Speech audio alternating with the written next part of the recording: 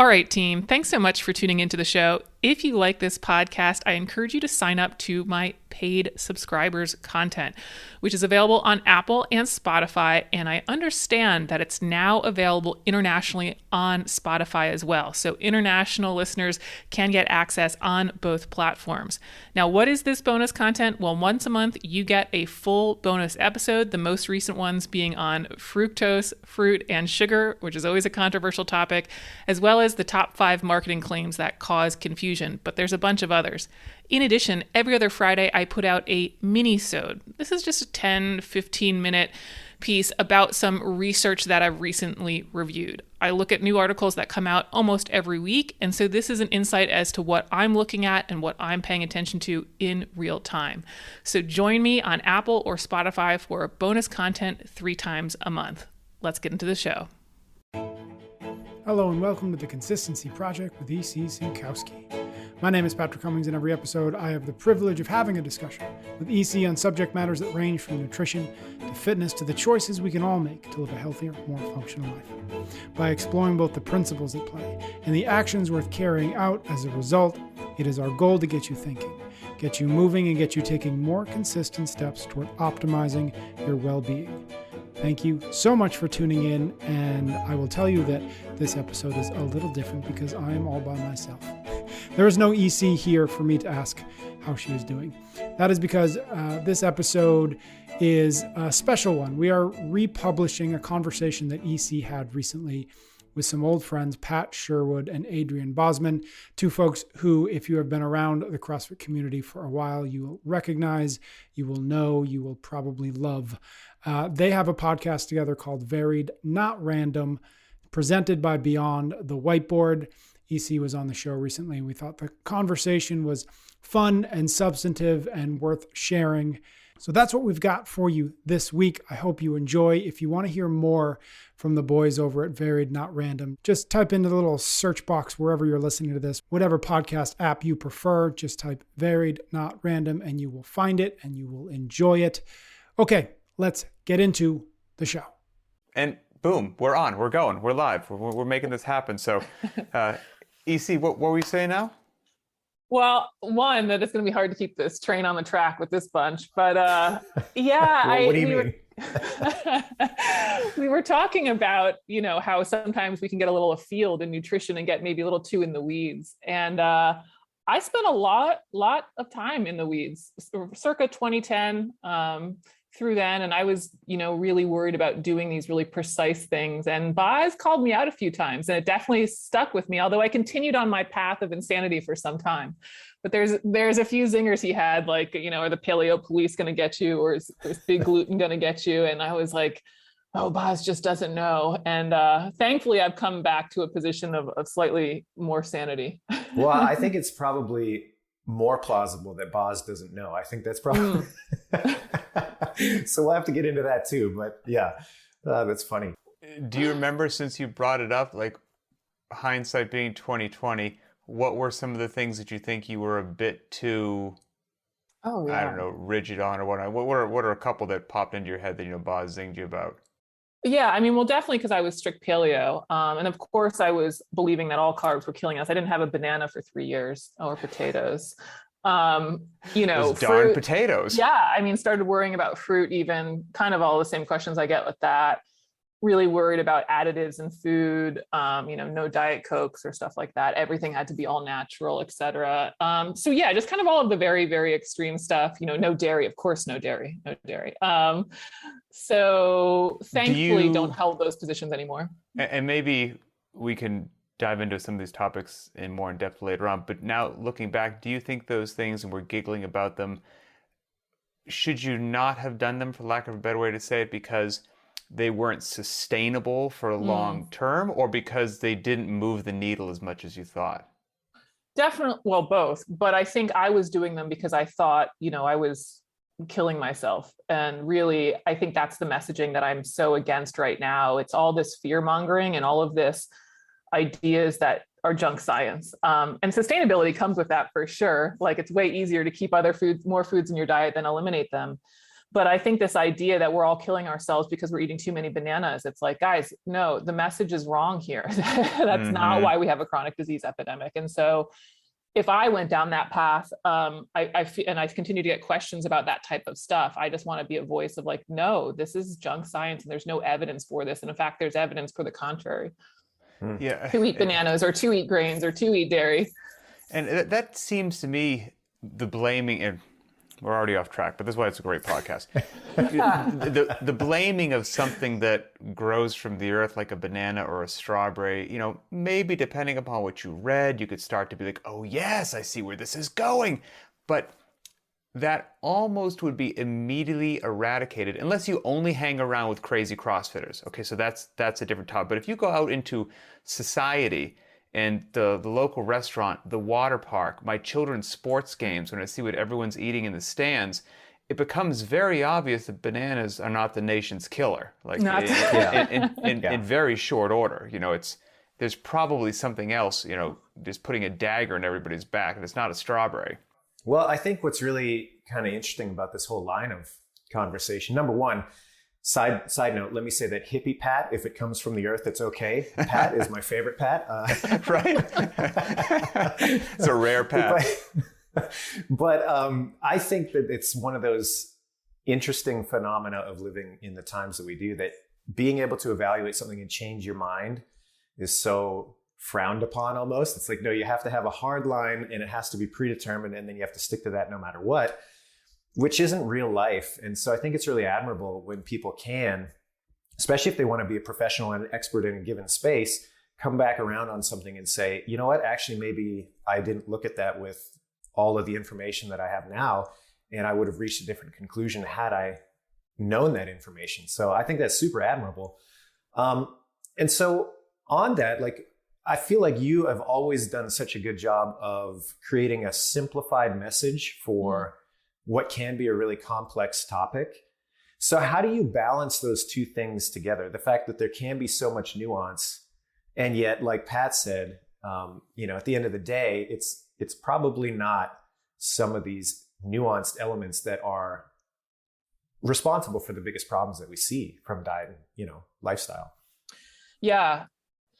Yeah. I mean, what I find with nutrition is that it is wildly complicated at the cellular level, but it's not at the application level. And I think it's true for CrossFit and fitness. We can argue all day about whether or not acidity in the cell is affecting, power production, and whether or not, we need buffers like beta alanine, et cetera.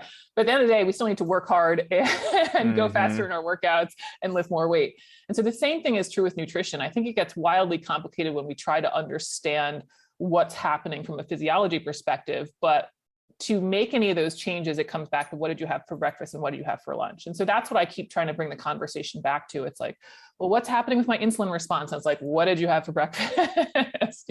Because that's how we affect change. And, that's the magic of CrossFit. That's the magic of actually what I'm trying to do in nutrition, is really get people to do behavior change. As much as I love physiology, I don't actually care as much if people understand it. I'd rather see them making the habit change in real life. So on that, and Pat, I could see you queuing something up, but I'm just curious. Yeah. Now that you've been, exclusively focused on your nutrition practice for several years now, do you see more people that need to make like a basic change and get in the ground level on nutrition, versus how many people do you see kind of overcomplicating themselves out of an already sound lifestyle? That's interesting.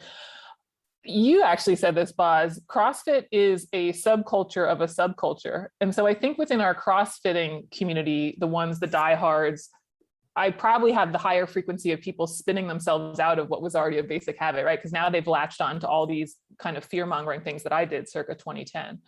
But for mainstream America, it's really basic changes that we need. And I think that's going to be true even at the member level at the CrossFit space. Like the people that are coming in, not necessarily becoming trainers, not necessarily the ones becoming nutrition coaches, they still need the basic changes.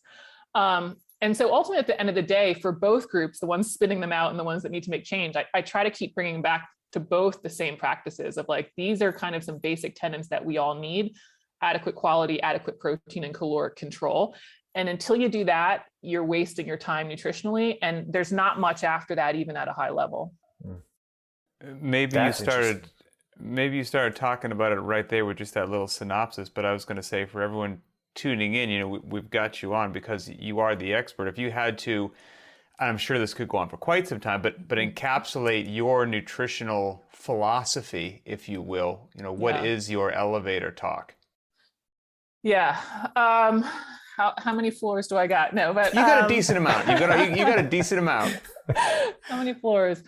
So I did this podcast recently that was like the 3 pillars of nutrition that I think are driving at least 90% of the results people want, and at least 90% of the people out there. So the majority of people out there, to get them to at least 90% of the results they want, I think they need 3 things. I think they need adequate quality, I think they need adequate protein, and I think they need caloric control. And then the question is, okay, that's the concepts. It's kind of like, I explained it on the podcast, it's kind of like the 80-20 rule, like spend most of your time on the things that have the biggest payoff. I actually think this is going to be closer to the 90-10 or the 95-5 rule for people. If I get my quality in line, if I get my protein in line and my calories in line, I don't really probably need to worry about much else. Maybe top end athletes, we can get to that. But so those are the concepts, and people are like, cool, yeah, on board, like it. How? Mm-hmm. That's always then the bridge of like, now how do we actually implement that? And that's where that I have my own methods. That's where I suggest the 800 gram challenge. That's where I suggest lazy macros. And if we need 2 macros, although I really don't love to have to get there.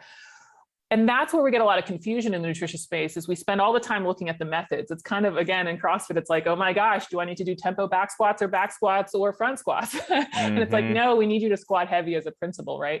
And so a lot of people get spun up because they keep saying focus on methods without understanding those underlying principles first. If the how is interesting, but to get people to truly understand those 3 things that you just said, because there's probably a lot of power there, but we just glazed over them rather quickly. Quality, adequate protein, and then caloric control. Yeah. Control. So quality, let's start with that one. Is that just as simple as don't eat processed food? And if so, I guess we could say, what do you mean by processed food? But so when you say quality, how do you define that to your audience? Yeah, adequate quality. I need the person to get enough of the micronutrients that are required, enough fiber in the diet, and ideally maximize these phytochemicals, like curcumin and turmeric and resveratrol and grapes and all of that stuff. Resveratrol, of course, resveratrol. Yes, resveratrol. There's over 8,000 of these, right? So we want to make sure we get them all the time. Episode 4. Episode 4.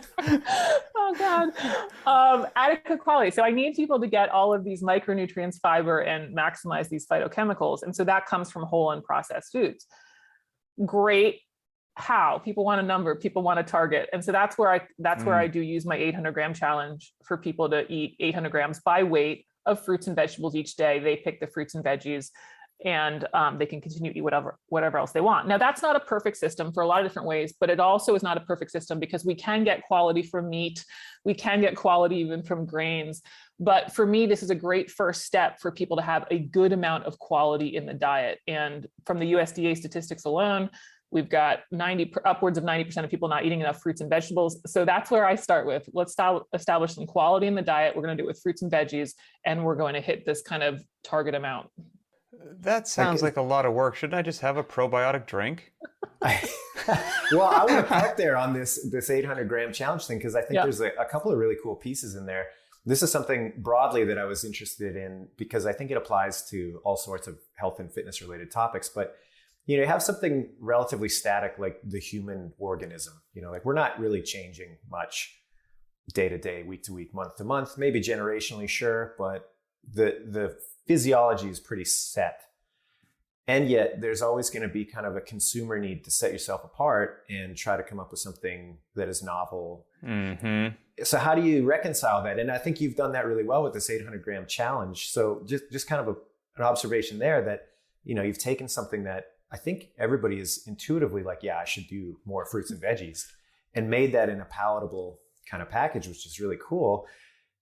And then I think there's also a real genius behind that, because there's a limited amount of food that people will eat in the single day, week, month, whatever.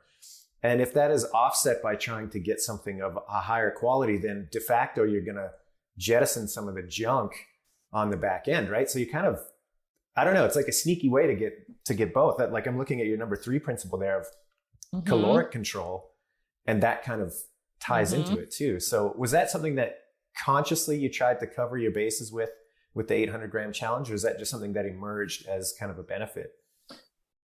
I definitely knew that was happening because I actually played with it for 6 months, collecting data on it and establishing rules on it before launching it. I wanted to know what would happen and what are we looking at in terms of calories and diet and outcome. So I knew that was an outcome. The problem is, of course, because we don't take all things in the diet, we still might not have caloric control. And so while most people have like weight loss or weight control or performance effects from it, I have had people gain weight. And it's like, okay, well, we can do the 800-gram challenge and still have a pint of ice cream every night. And that's not going to lead to weight loss. Right. And that's why there are further steps down this. But getting back to kind of your first point, like, I'll be the first to tell people, guys, the 800-gram challenge is not magic. I am just telling you to eat fruits and vegetables. Like, you've heard this one before. Like, I wish I could tell you that it was some new secret thing, and it's not. And my main message in the space is I would rather people get clarity in nutrition and get to the end result. And so as much as I love it as the first road, I am more tied to people seeing the results than I am them using the 800-gram challenge. If they want to do the 799-gram challenge, go for it, or the 600-gram challenge plus not as much ice cream, and that's why I try to speak to other diets as well, so they can understand what's happening with paleo or intermittent fasting and all of that stuff. I will say, I think the one nuance with the 800-gram challenge, well, I don't want to say one nuance, but one, it allows for a lot of flexibility, where I think there's been a lot of dogma in the nutrition space. So it kind of takes away some of that. But two, again, you're going to see a lot of influence of CrossFit, no surprise. Having a measurable target. If we just say we're going to eat clean today and I'm going to just do better today, or I'm just going to eat more fruits and vegetables, what the heck does that mean? And it's a very slippery slope of what that starts to look like over time. And so this is a way that we can have a meaningful, measurable standard over time to hold yourself accountable to. Yeah, it's something in there that I thought was so important when it comes to diet or lifestyle, whatever. You seem to have such clarity around, I'm interested in the outcome, and everything that follows is just a tool to help me arrive at that outcome. And if the tool is no longer serving or isn't serving in the way that it was presented initially, let's change the tool. I'm like, that is so, I don't know. To me, you seem to exemplify that so well, where you don't get lost in the sauce, so to speak. And that's CrossFit's influence, to be perfectly honest. And I think that's the beauty of all the teachings that we originally learned and talked, and all of my experience there. It's you got to be tied to the outcome, because the science, if you tie yourself to the science and the physiology, you will be wrong. That's going to evolve. And if years go by. That's going to evolve, and that's going to change. And if you tie yourself to, where do I have better health markers? Where do I have better performance? Yeah, you're going to be right more times than not. Circling back to those three, the adequate quality, adequate protein, and then the caloric control. Caloric control is interesting, right? Because many years ago, for sure, and I'm sure it still exists, there almost seemed to be two camps. There's probably more, but there was one camp that was, hey, your body, your weight and whatnot, it's a calories in, calories out deal. And there was another camp that's like, no, it is not. It is a hormonal response to what you're eating, and you can have those wild fluctuations in the calorie as long as you have the proper percentage breakdown of the macronutrients, well, then you're controlling your hormonal response. And that's what drives your body composition, your performance forward or whatnot.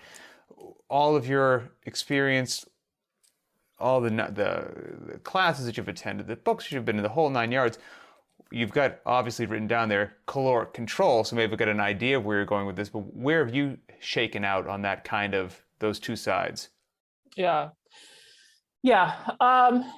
Calories are going to be the driver. I think what gets lost, though, again, is what's happening in mainstream America is that, and this is where the original wording in CrossFit, I think, was so eloquent. I can't even say the word. Wow, that's not elegant at all.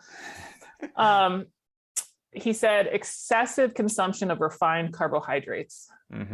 Refined carbohydrates, 9 times out of 10, are high in fat as well. And we're getting a ton of calories from that. And that's what's interesting. And so hyperinsulinemia, type 2 diabetes, is a disease of energy excess. It's a disease of too many carbs and fat. It turns out, typically, we're doing that by way of refined carbohydrates, but it carries a lot of fat with it as well. And so it's not their hormones are involved, but if you reduce calories, you will have better health outcomes. If somebody's listening to this and interested and it's hitting home, but that not quite sure maybe what you mean by refined carbohydrates, how would you define that? Yeah. Or examples? Yeah, anything that comes in a box or a bag that doesn't really have a shelf life, that can kind of be there next year and probably still be safe to eat. Refined carbohydrates. Yes, a product. And that's where the marketing comes into play so interesting, right? I mean, my wife and I, we talk about these things with our family, and we want to get the boys on a good path of eating and all this, and a sustainable path, like not make them crazy to one side or crazy to the other. But now what's interesting is they've started to notice things, and they ask questions. And we were walking through the aisles of the grocery store the other day, the cereal aisle, I'll be honest, and my youngest son is like, hey, we should get that one. It was Cheerios, because he saw a little heart on the box, and he said it's part of a heart-healthy diet, and it helps you like avoid heart attacks and stuff. That's awesome. And I was like, I can't even get into this with you right now. I'll connect you with a person smarter than me, but the regular person just walking around, unfortunately, due to some marketing and not the knowledge base that you have, may actually think they're making a good decision that will drive the needle forward, and they pick something off the shelf in the grocery store, and they've sadly just fallen into the trap of marketing, and they're doing quite the opposite due to refined carbohydrates that they're trying to do. So that's why I'm a big fan of having somebody like you on here, so people can start to understand a little bit of the whys and the hows. Like you're saying, you don't need to get down to the molecular level in the cells, but what's actually going on when you consume certain foods and just make better decisions day in and day out, hopefully. Well, and getting back to this whole idea about calories, I think like so many other topics, people want to glom onto one aspect of that argument and then make it their line in the sand. And what I mean by that is it's always confused me that people want to put themselves in these camps of, well, calories either do or don't matter, and food quality is the only thing or not important at all. It's like, again, this is not a desert island scenario that you were being asked to choose one or the other. Obviously, they're both going to have an impact, and obviously you should try to strike a balance. It's strange to me that somebody is going to sit there with a straight face and argue that, well, if you eat a sleeve of Oreos every night, as long as that is within your caloric intake, you will be healthy. I don't think anybody can make that argument with a straight face. But on the other hand, I don't think you can make an argument with a straight face saying, well, if I eat 4 pounds of steak and broccoli every day, I will also remain healthy. It's like, well, of course not. The quantity there is ridiculous. And over time, that's going to have negative impact. So yeah, I don't know. It is strange to me that people want to get so down the rabbit hole of one idea and they fail to see that you don't have to choose. And you should consider both metrics. Well, that begs maybe the question, because why in the world is nutrition such a polarizing topic to begin with, which we had to deal with every now and then if we gave the lecture potentially once a week. But now this is your day in and day out world, EC. This is the path you have chosen. You've probably had to become much more skilled than either one of us at disarming people, how to broach the subject. So I guess the question is, have you learned at all as to why nutrition is such a hot button polarizing topic? And then what are some ways people can start to have these conversations without it turning into a fist fight? Yeah. Well, I'll answer the last one first. I've not seen any war won on the internet, so I don't engage there. And it's kind of funny. I guess I'm sort of a reluctant nutritionist. I actually don't like telling people what to do. I'm not interested in convincing you. I'm not going to send you a study that I think is going to prove anything. Right. I'll tell you what I know. And if you want to listen, great. Otherwise, you can unfollow, turn off, etc. Why is it so polarizing? There is a lot of emotion in it. I think there's a lot of our culture, how we handle food, as well as kind of self-worth, self-love issues, self-esteem around nutrition and what we're eating and what we're told to look like in the media. So I think that also kind of comes into play there, that people have a lot of emotions around it because they've put their self-value in aesthetics. And of course, nutrition plays out in aesthetics. So kind of full circle on this idea of calories and kind of that idea that this is, there's culture involved in nutrition that can make it such a difficult topic. And you mentioned norms of aesthetic and things like that as well. So on the back end of that, you talk about adequate protein and caloric count. What I find personally as a challenge, so it's a bit of a selfish question, but I think especially when you have people that are getting into an active lifestyle for the first time and they've done a bunch of like crash diet style stuff in the past, one of the challenges is eating enough and eating enough protein. So what are some of the strategies you have to kind of encourage people to break out of this mindset of, starvation is the only way to salvation. And, it truly is going to be healthier for you in certain circumstances to be eating more than what you're accustomed to. Yeah. Yeah. Well, two ways. When I set the adequate protein level, that's at 0.7 grams per pound of body weight. Use your current weight. If you're more than 20 pounds away, then you can use your target weight.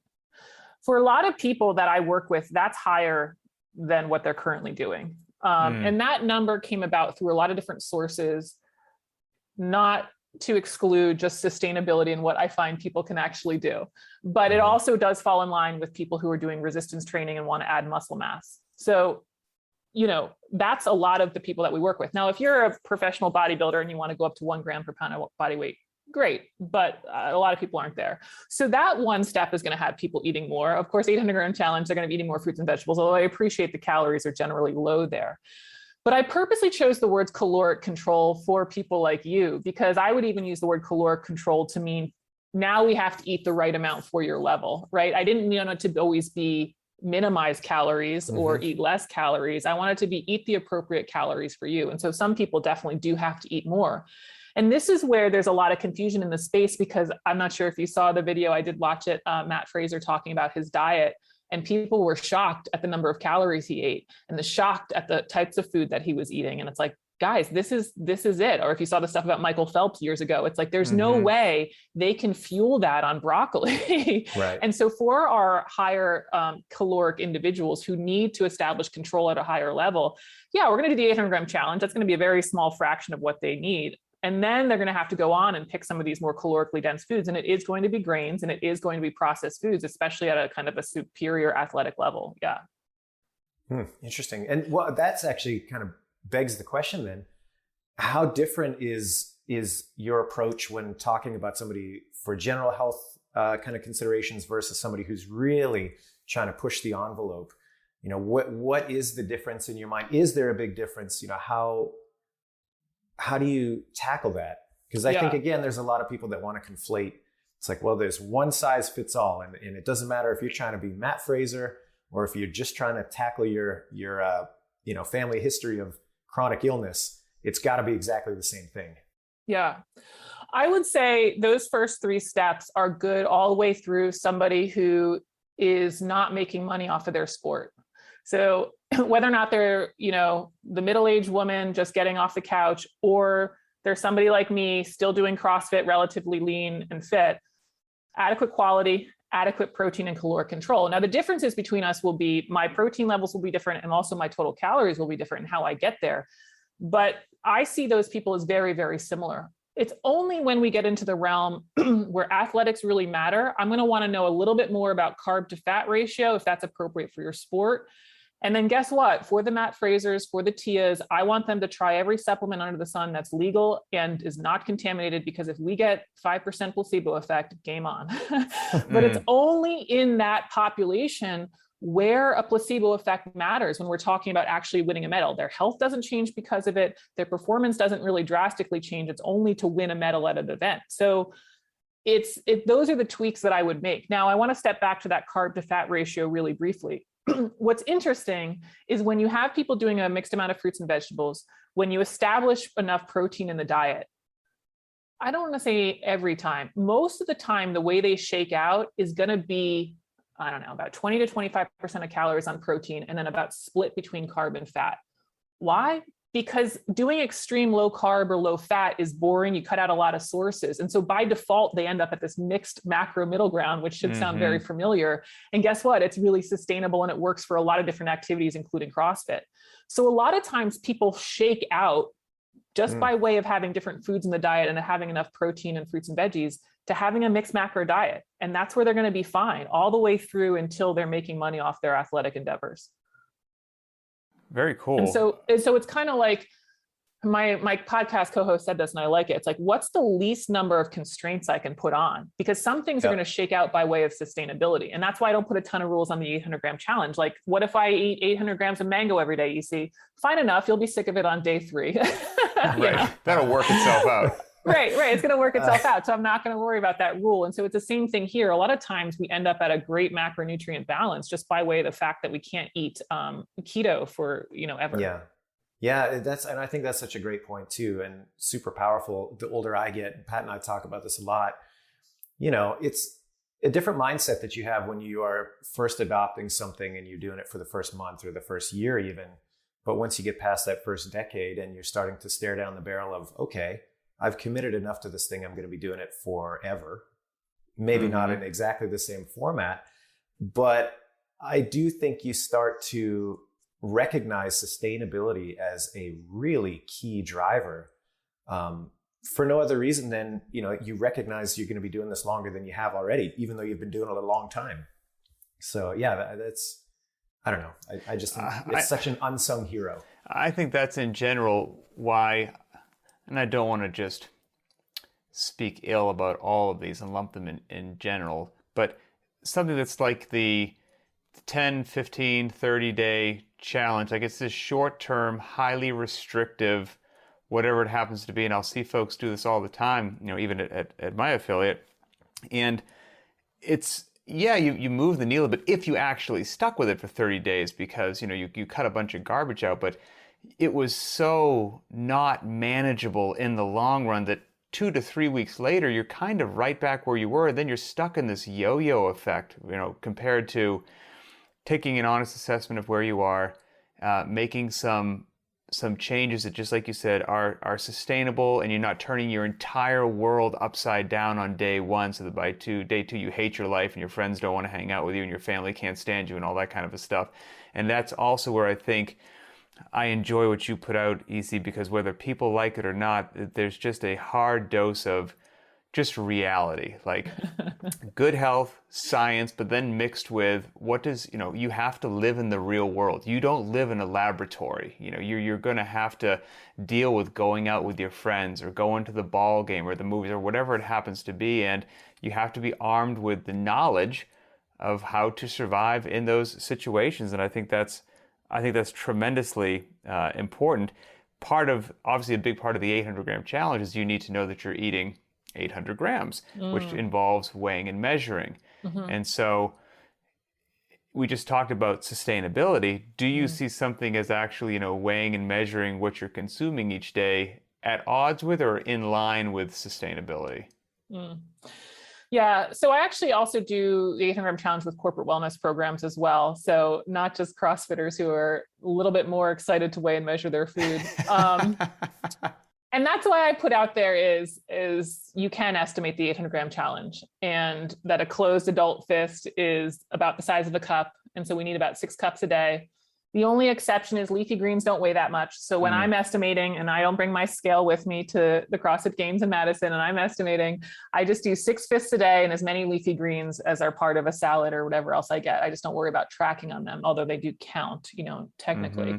But that's great. My favorite technique though, is when I'm making a smoothie, I'll loosely put the spinach in there. So it it looks full. Takes up a lot of volume. I'm like, that's definitely 2 cups, like easy. Definitely. Yeah. You're saying that's not the right approach? That's not the right approach. This doesn't count, Boz. We figured you out.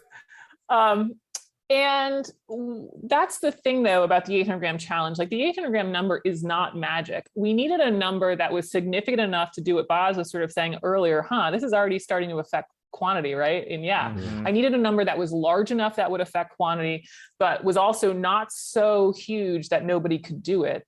And so the number actually came from a study, but that's where the 800-gram number is. It's not that magic happens at 800. Somebody can be very healthy at 700. Other people will be eating 1,000 regular. It's enough volume that you have to focus on getting in enough quality, and then you still have room for some other stuff. So you definitely can estimate it. You don't need to worry about, is this fist, exactly 138 grams compared to the next fist? It'll all shake out okay. weighing and measuring is something I did just so rigorously for so many years that I was dogmatically following the zone, for better or for worse. It had its pros and cons. Yeah, totally. But I do circle back to, I've got the scale in the kitchen, and I do circle back to it every now and then just as a sanity check, just to make sure that the calibration of the eye hasn't gone too far one way or the other, because I'm here to tell you, I know which way it always goes. The portions always grow, and then when I break the scale, they grow on one of the two. On the carbs, they always seem to grow. On the protein, I'm like, I'm not getting enough. So it has this. What about peanut butter? How is that tablespoon of peanut butter going? Oh man. Yeah, I'm accurate every time, for sure. Yeah, exactly. Just this heaping. That's nothing's falling off. That's good to go. So I've got a question for you based upon a Instagram post you made that I really liked, and I didn't read all the comments, but I would have to assume that it was a storm when I saw it, a good storm. And you mentioned this a second ago with regular athletes, and then the athletes that have a much higher output, and I maybe worked some different things in there. I wrote down your Instagram post so that I could read it and have you just kind of. There's certainly not an uh-oh thing, but I think it will catch a lot of people off guard, especially ones that have been entrenched in CrossFit for quite some time, and just hearing your why might be really illuminating to them. Okay. Pardon me. So you said, a diet is not, quote unquote, more clean by removing grains, legumes, and dairy. Arguably, a diet is more healthy when they are included. Now, I think a lot of people would be like, what? I thought that was like one of the essence of I'm just so clean. I removed grains, legumes, and dairy. So how is that statement that arguably it's actually healthier when they are included? Yeah, I mean, if you look at studies of what happens, these association studies, and I know they're correlation, not causation, we can go into all of that. But when you look at what happens when people who are eating whole grains or legumes or dairy, we generally find better health outcomes. Dairy can be a little bit hit or miss because dairy is so, how is it interpreted and how is it implied in the diet? But generally, we find that people are better off when they have these foods in their diet. And so part of what that caption was saying is what happens, and this was me, again, 2010, when you go strict paleo and you remove these foods, how we're consuming them in modern diets tends to be ice cream and nachos and, refried beans or something like that. So when you clean up your diet, you're actually just cleaning up all the processed stuff. But the non-processed versions of them is, again, not what's causing our chronic disease epidemic. It's not the black bean. Right. That is just like, oh my God, we need less black beans. Or even rice. Like, rice is great. We don't need less rice. We might need, less rice crackers, covered with tons of brie cheese before dinner and wine, but we don't need less rice. So that was sort of the point of that post. Yeah. I liked that one a lot. Well, along the same lines, and this is, I'm really, I like to wonk out about kind of philosophy and the culture of things. And so taking that same kind of idea that some of these foods that might be taboo to some people or whatever, and this idea that the highest performers are probably going to be doing things that the average person is not advised to do. How do you kind of advise people, or I guess have them not fixate on some of those elements that might not be right for their situation when there's this obvious game of kind of copycat at the highest level? Meaning I'm an average gym goer. I want to be better. I see a Matt Fraser interview. I see a Tia Claire interview, or a day in the life of video of some CrossFit Games athlete. And I'm like, oh, wow, that's way more food and way more, processed food, et cetera, than I thought. Ergo, if I want to be at that level, I need to do that too. How do you kind of parse through that with an individual who might glom onto the wrong things? Yeah, I mean, I try to do it, I think, largely through education. I mean, I did a podcast on beta alanine and belief, and I went through the studies about what beta alanine does in performance, and we have maybe a 4 to 6 second improvement on a mile time. And it's like, cool, if you need to win a mile for by something. But I'm going to tell you that that's not going to matter in terms of risk for cardiovascular disease or the quality of your life. And so it's like, guys, this does matter for Matt. For sure. If he gets it, that's great. But it's sort of just trying to put the context around it for them that, what does the research really say? How much of a difference does it make if there is a difference, and is that relevant to you? And I maybe that's how I try to do it, just education of like, is this relevant to you? And a lot of times on a lot of this stuff, it's no, it's not. Yeah. I could see I guess a redirect, because there's lots of things that athletes do that are lifestyle traits that people should be picking That's up a good on. point. But I feel like, a lot of time they just get obfuscated by this outlier that people want to see in exchange for these other very sound habits. You know what I mean? Yeah. No, that's a great point. And I'll use Matt again as an example, but it's one of the things that I love about him as a games champion. What was his hashtag and phrase line? Hard work pays off. It wasn't beta alanine and more subs, that's what's so great about it. Is like, yes, I'm sure he has some genetic gifts, of course. And then he trained like a madman for years. Right. And look what he did. Tia, I mean, it's the same sort of thing. Like, we know, yes, she has genetic gifts, but she also trains insane amounts. Right. Yep. And so that's what I do like to show for people. It's like, yeah, they did a lot of this through training. And until you're at any sort of level where your training is competitive, all of this other stuff is just little noise that's not going to get you there. Like, they got to be who they are because they trained, those adaptations, even of like dropping your mile time, you can do 6 seconds just by doing it, 3 times this week, if you're somewhere in the 10-minute range. Well, it's a lot easier just to take that, whatever that supplement happens to be, than to do more intervals on the air bike. Nobody wants to go down that route. Yeah. It's much easier just to take the same multivitamin that I saw my hero taking and hope for the best. It comes down to the age-old thing where everybody wants a secret sauce, except for when that secret sauce is, you're going to have to put in a lot more time and effort than a secret sauce would imply. Totally. I've only got a few more random things for you that I don't know if they'll be short or long answers, but I scratched them down as things of interest. You mentioned this briefly at the beginning, and it's a potential rabbit hole, where you said something along the lines of, your desire was to change people's behavior, or that was an important factor, was changing people's behavior. That, if you can crack the code on how to do that, then my hat's off to you, because I'm of the opinion that, like you said, I've always said, if we had this magical invisible drone that followed people around for like a month and watched every decision that they made, at the end of that month, it probably wouldn't be mysterious as to why they're falling short of their goals. And if they watched the footage and you watched their face, they'd cringe, because they would know, I shouldn't have got that out of the fridge. I knew that was a bad call, but I did that. Like, that's the night that I chose to watch Netflix instead of workout. Yeah, I got that. Like, it's usually not mysterious. Now, sometimes maybe it's just an honest lack of information. Sure. But there are plenty of people who, what you should do, but you do the opposite just because, I don't know, sugar's delicious, the couch is comfortable, whatever it happens to be. And it comes down to actually learning how to change your behavior or a loved one's behavior to improve their life. Do you have any tips or tricks in that sort of realm? I don't have the secret sauce. There you go. Shortest answer in history. If I did, my company would be a lot bigger than it is. But one is, I hate to say this, but that is some of the magic of the 800-gram challenge to stay on brand here, is the idea that I'm not restricting food. Like, let me tell you how you're going to, like, full stop with almost everybody out there, is tell them they can't have beer, wine, chocolate, chips, whatever. So I'm like, okay, we're not doing that. We're just adding foods to the diet. So you try to warm up the palate a little bit, try to do something that's a little bit more sustainable and realistic. So that's part of my messaging. And I've talked about this a lot on a couple other podcasts.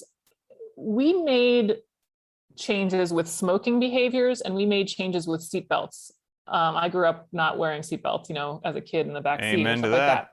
Now, both of those are behaviors where we don't see the effect of them necessarily right away, right? It could be something that takes many, many times before we have a negative outcome. Now, it turns out in both of those cases, there was laws around them. And so we made some changes there. But I also just remember there was lots of public service campaigns, I think even around smoking and stuff like that. Like, somehow we made changes there. And so I'm still open to the possibility that nutrition can make a change as well. And whether or not it's a financial focus where we have a little bit more skin in the game that way with our choices and how far our money goes, or whether or not it's regulation, I don't know. And but I think there's a way that we can do it, because we've done it with some things that aren't aren't immediate gratification either. Well, you said how far our money goes, and I'm sure you've heard before, well, hey, that's great, EC, but it's too expensive to eat healthy, and junky food is cheap, and so you're presenting an option to me that's unrealistic and out of reach. I'm sure you've heard that. What's the comeback to that? Yeah, I go two ways with that. The first is most of the people, especially that are on my social media group, they're looking at my posts from an iPhone. So it's hard to think that replies to them. But certainly, of course, there's going to be various amounts of budgets. And there's a lot of great options out there with like Walmart. I go to Lidl, is great, Aldi. There's some great chains out there that are very economical and you can drop your costs significantly so. And then there are going to be times at which there really isn't a lot of money in the budget. And I don't think it's right that we would change our recommendations of what people should eat. I think the problem then is, how do we get money into that community? How do we get accessibility of stores into that community? But I'm not going to say that people, because they have a certain budget, should eat only fast food. I think that's terrible. I think that's horrific. And so we have to figure out, how do we make jobs more accessible, or how do we change what's available in their location, not change the diet recommendations? Yeah, that's why I'm running for president. Well, I'll offer my unpopular, outdated opinion on this one, for fear of facing the wrath of the internet. I don't buy it, to be perfectly blunt, and I don't expect anybody to agree with me wholesale on that. But I've gone through periods of time in my life as a young man where my budget was, shall we say, restricted. Tight. And I lived on a pretty modest personal income, and I had no problem finding foods that maybe were not as high quality or desirable as what I have access to now, but I made it work. And I think it really is a question more of education and will, more than accessibility in a lot of cases. And I'm sure there's lots of people that disagree with that. That's fine. But I really think that there's other elements that are more influential than simply, what is my income level? Oh, totally. I think that's for the most people. And honestly, the prices, like I said, at Walmart, it's like, this is a really hard argument to make, guys, if you actually go and look at like beans and rice and bananas and apples and potatoes. Like it's a hard argument. Yeah. Are there some, go ahead, boss. I was just going to say that, coming back to it, it seems like in a field like nutrition that is so complicated, and we talked about, the basic understanding is changing all the time on certain topics. The cultural implications are messy at best. I had this question that I was going to ask you about, like, well, do you think that if you had to choose, communication skills or knowledge of topic are more important? And to me, I'm like, well, I think I know where I land, and I think it's obvious. I think if you can't communicate what you know, you're not going to be able to help too many people. And so that has to be a very important skill set. So that said, and I'll give you a compliment here too, I always feel that you have done an excellent job of harnessing your communication skills. What were some of the things that you did to develop that communication style? And was that conscious, or was that a skill set that you kind of came to the game with to begin? Well, thank you. I wish it was just natural talent, natural raw talent. I think I had two major influences. The first is my pre-CrossFit days. I did environmental consulting work, and I prepared an expert witness to stand trial for who pays to clean up present day contamination. Wow. And he was great. He was a tough boss. A lot of people thought he was a tough boss. I thought he was great. And he was like, every case comes down to 3 bullet points. The jury, we're trying to convey or convince to 12 people who have never thought about this case that we've spent millions of dollars and years researching. It's going to come down to 3 big points. We need to somehow convince them, or convey all of the data that we have, or convey all of the knowledge that they have to people that have never thought about this before. And some of my initial drafts to him, he'd be like, what is this, a mystery novel? And so he definitely was the one who kind of set up clarity of what do you want to say? What are you trying to say? And does somebody who doesn't know what you're talking about, can they follow? So that was kind of some of that initial setup. And then I think CrossFit with the presentation style, right? I spent a few moments in front of an audience and having to do it in real time. That certainly made me more ready in real time. And I think the combination has really helped me in what I've chosen to do now. That story of your first or their previous occupation is fantastic. So one of the cases we had, and I'm not exaggerating, had over 1 million pages of documents to review in a database. Oh my goodness. And Wow. we had to know to a legally defensible degree what they would say or what they said to convince our case of our client did or did not have legal responsibility. And he still believes it comes down to, 3 bullet points. Oh, wow. That's trial by fire, but that's incredibly useful for your development as a speaker and just to be concise. I was gonna say, what a crazy exercise, not crazy, what a useful exercise in forced distillation, right? But think about it. And he wasn't like so dogmatic that it only had to be 3. But I mean, I think even this was some of the early CrossFit days of like the mind works in 3s in terms of some of those rep schemes. But think about it from like an argument point of view. Like when people get to more than 3 points, it's hard to remember, right? Mm-hmm. And so it is sort of that, like, what are the big things that they're going to be sitting back there that, wow, this is really hinging on what big factors? Well, and carrying it forward to something like nutrition, I mean, obviously having the information is one aspect, but if you're talking about somebody that really needs the help, the act is the important thing. And so, that follows. You have all of these different things floating around. They have to be distilled so they can be acted on. And without that, it's just going to be noise in your head. So yeah, that's totally interesting.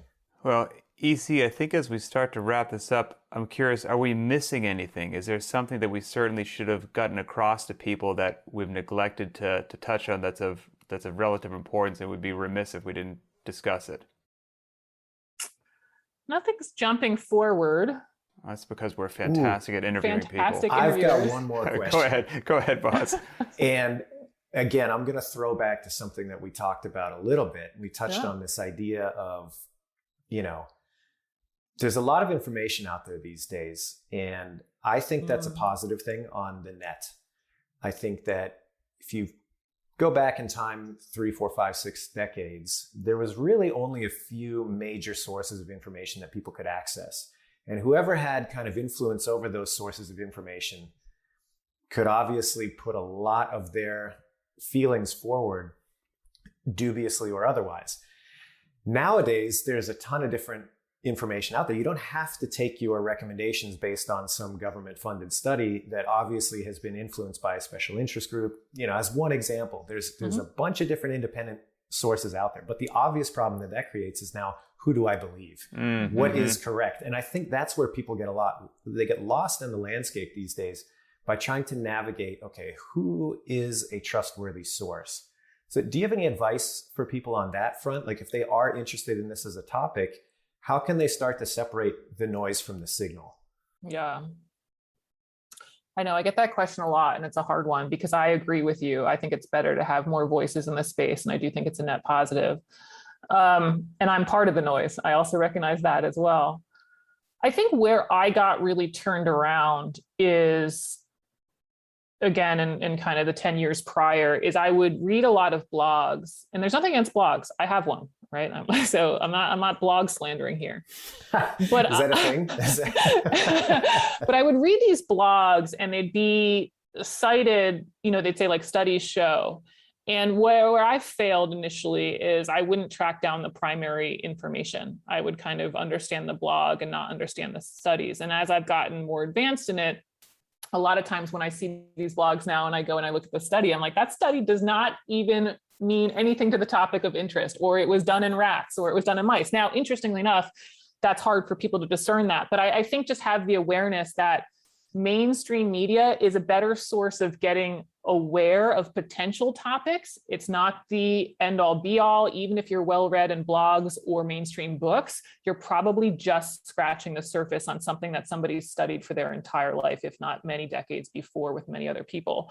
So keep that in mind. And that's true of my podcast. That's true of the stuff I put out. I'm not saying that I'm above any of this stuff, but it's just scratching the surface on a lot of these, especially nutrition and science topics that have been studied ad nauseum and are in PubMed to detail. So I think just kind of keeping that perspective. And this is something else that I kind of came up with recently. We'll see how it resonates with people. Be open to the possibility that what we currently have is the best solution. And it's the best solution that was evolved by all of the competing interests to date. Because a lot of times these topics like organic or additives in food or whatever it might be that gets a lot of hot buttons, it's like maybe we're at the best solution of what everybody before us has decided is the best solution. And so maybe try to think about it that way too. Stay open to the possibility that everything's not wrong. Yeah, no, I think that's really smart, because there's such a need in well, I think just life in general, for people to see or feel that there's a progress towards something, even if that something is ill-defined. It's like, well, we have to be moving forward. So yeah, the point that, hey, we may have already found a solution to this problem, and it does not need to be, maybe explored further is too harsh, but it doesn't need to be riffed on ad nauseum, because the solution is it's great. It is a solution. I think we should even, and this is true with, even something like the 800-gram challenge or whatever diet solution out there is I think we should continually reevaluate them. And are these the best tools? But it might be, it's still the best tool right now, and maybe in 50 years it won't be, and that's okay. We should keep the pressure on to keep developing better, but we don't have to actually change to be better. It could just be keeping the same.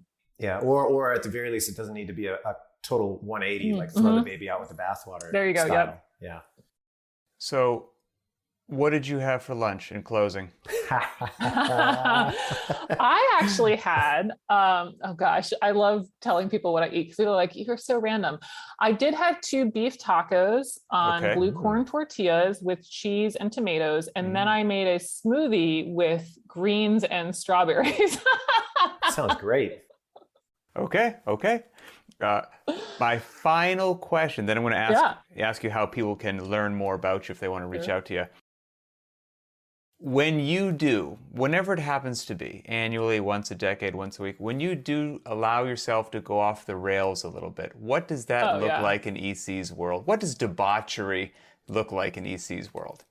Well, it's definitely more than once. Would you say once a year? Something crazy and don't tell me a glass of red wine and a grape, or an almond.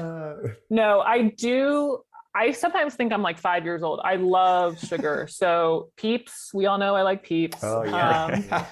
I love frosting. Like I'll eat the frosting of cakes and not the cake. So that for sure. Have you ever put frosting on a Peep? Now you're talking. No, I haven't. Hey, I got this all day long. You see, we're in my wheelhouse now. That's awesome. Pat's subject matter expert. Yeah, exactly.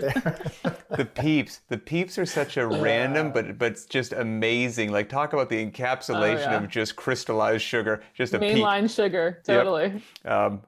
I just got almost distracted for a second. Well, hey, thank you very much for doing this. If people want to learn more about you, more about your company, what you offer, tell us a way. How can people find you?